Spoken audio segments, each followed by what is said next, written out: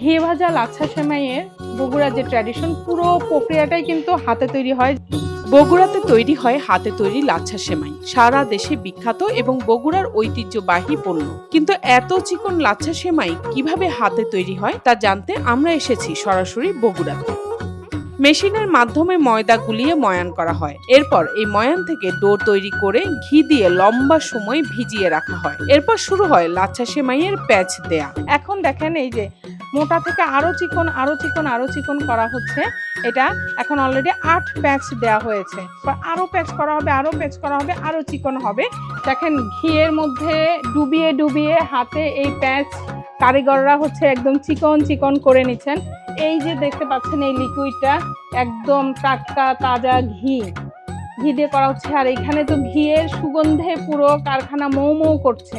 এভাবে প্যাচের পর প্যাচ দিয়ে যখন একদম চিকন কাঁচা সেমাইয়ের রূপ নেয়, তারপর লম্বা ডো হাতে কেটে ছোট ছোট গোল চাকতি কেটে নেয় কারিগররা। বগুড়ার এই কারিগররা বংশ পরম্পরায় এই সেমাই তৈরি শিখেছেন। কিন্তু কিভাবে প্রচলন হলো বগুড়ার ঐতিহ্যবাহী লাচ্ছা সেমাইয়ের? 1857 সালে সিপাহী বিদ্রোহ হয়। ইংরেজরা সন্দেহ করেছিল এই বিদ্রোহের সঙ্গে অযোধ্যার নবাব ওয়াজেদ আলী শাহ ছিলেন। তখন ইংরেজরা তাকে অযোধ্যা ছাড়ার শর্ত দিয়েছিলেন। ওয়াজেদ আলী শাহ ছিলেন শিল্প প্রতিষ্ঠান অনুরাগী, তার বেকারি শিল্পও ছিল। ইংরেজদের চাপে তিনি সব কর্মকর্তা কর্মচারী নিয়ে চলে যান কলকাতার ম্যাকিয়া বুরুজ সহ লাখোদা মসজিদের বিশাল এলাকায়। সেখানে অন্যান্য সামগ্রীর সঙ্গে লাচ্ছা সেমাইও তৈরি হতো। সেখানে লাচ্ছা তৈরির পদ্ধতি শিখে পরে বগুড়ায় এসে বানানো শুরু করেন। বগুড়ার প্রথম বেকারি ক্যালকাটা বেকারির মালিকের বংশধররা কলকাতা থেকে চলে আসে এবং কিছু কর্মচারী নিয়ে বগুড়ায় লাচ্ছা সেমাই তৈরি শুরু করে। এভাবেই এখানে এ খাবারের প্রসার ঘটে, যা এখন দেশব্যাপী জনপ্রিয়।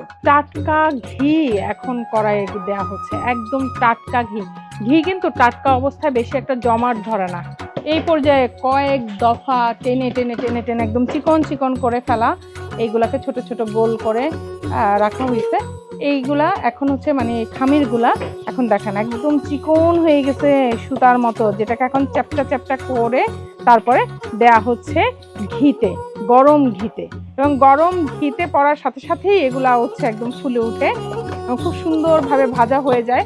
ঘি কিন্তু খুব বেশি মানে তাপে, উচ্চ তাপে প্রচন্ড গরম হয়ে থাকে ঘি, এবং এই কারণে হচ্ছে এই ঘিয়ে পড়ার সাথে সাথেই একটা এই যে খামিরের এই ঘি মাখানো সেমাইটা, কাঁচা সেমাইটা হচ্ছে সঙ্গে সঙ্গে মচমচে হয়ে ওঠে, ফুলে। 2-3 দফা উল্টে পাল্টে নিয়ে যখন একটু বাদামি বর্ণ ধারণ করে, তখনই আমরা পেয়ে যাই ঐতিহ্যবাহী হাতে তৈরি ঘিয়ে ভাজা লাচ্ছা সেমাই।